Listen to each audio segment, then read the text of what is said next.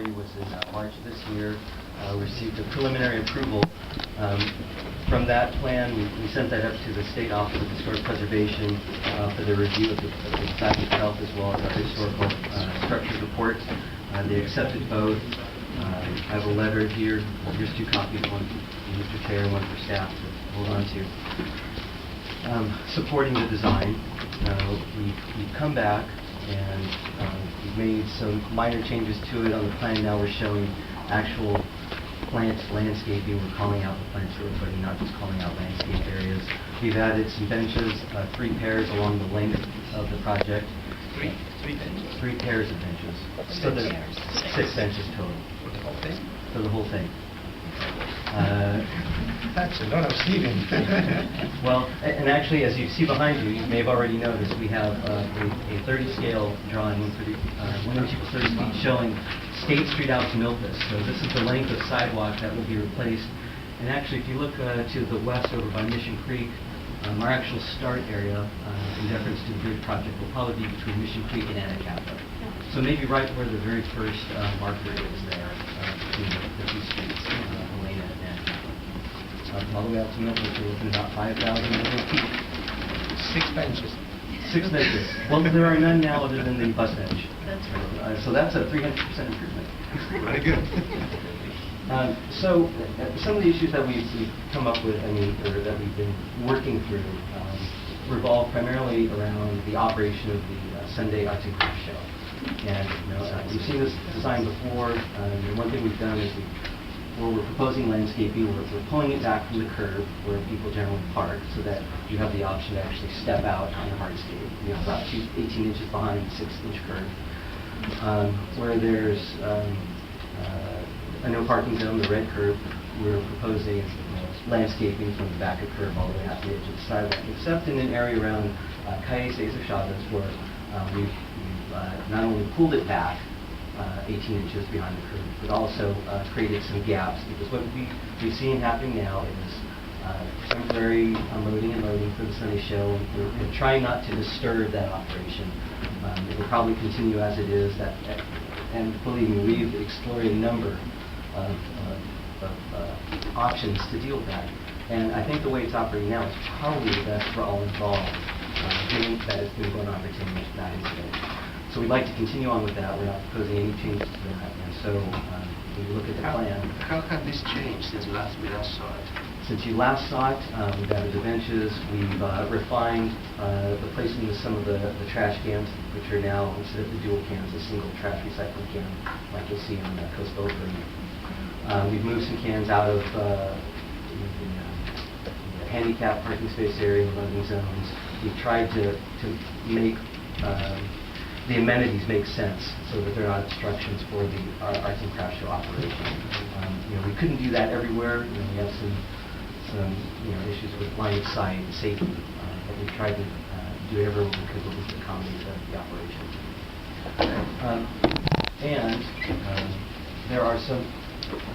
There's some very minor changes that we're proposing to this plan, which is just kind of shifting some trash cans a little to the left, a little to the right to create some space. So that's a summary of them.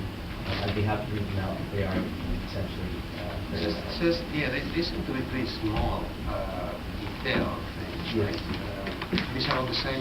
Yes, they're all the same. Copies of the same. Let me pass this around. And they're characterized by moving a trash recycling can 6 feet one direction, 8 feet another, just to get it kind of out of it.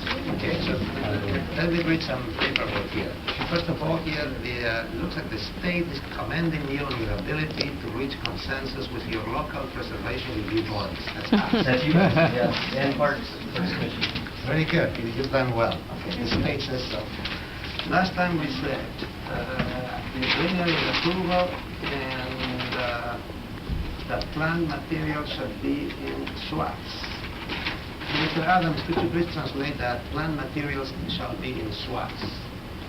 Did I make that? I don't know. Swaths? I don't know what it means exactly. No, it just means in larger drifts and groupings. Larger drifts and grouping. Okay, that's what it means. So that's the only comment I saw there. There was consensus in the commission that the project reflects a good compromise and accepted design. So we basically had no conditions other than putting plants there in groups. Okay, is that it? Okay, we have plenty of comments, public comments, so we're going to start, and I'm going to give everybody at least a minute, maybe two. Please don't, if you agree with the previous speaker, please say so. We'll start with Susan Dine Smith. Commissioner and Councilman, I'm Susan Smith, I'm the craft commissioner, and I approve of the project.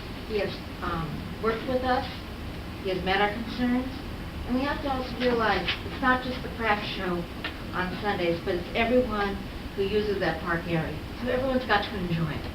But I agree that he's done a great job, and I applaud him, and I approve the project.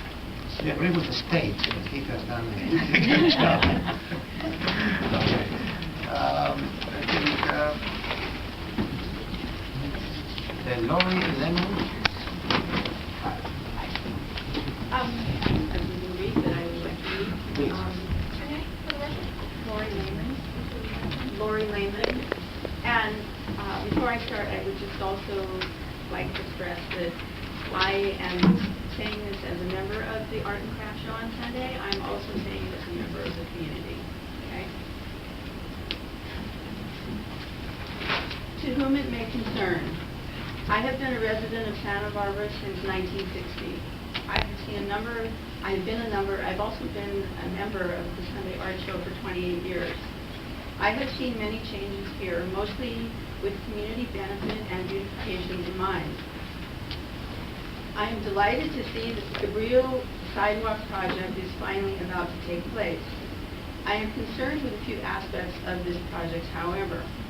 In an area that has no shortage of natural beauty, Chase Palm Park, the new Palm Park extension across the street, the beach and Pacific Ocean beyond, to name a few. I cannot understand the necessity for the narrow strip of landscaping between the sidewalk and the street curb. If there is a historical precedent for the planting of this area, it should seriously be reconsidered for practical reasons. The landscaped area will make it difficult for visitors and show members alike to access their vehicles, and in some instances, make it unsafe for them to do so. The net effect will be that almost certainly over time, the plantings will not survive.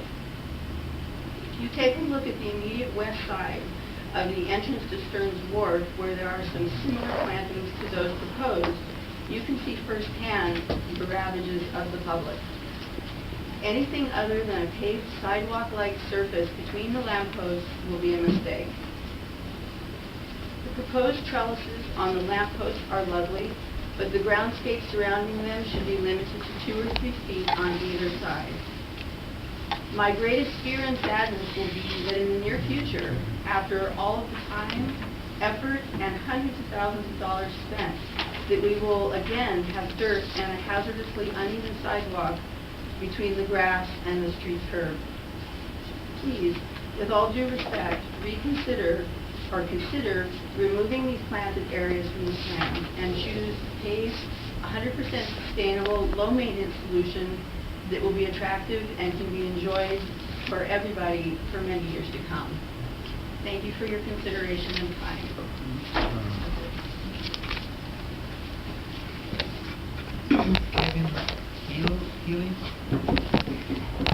Can we have a chair back, please? Well, we used to have a chair there.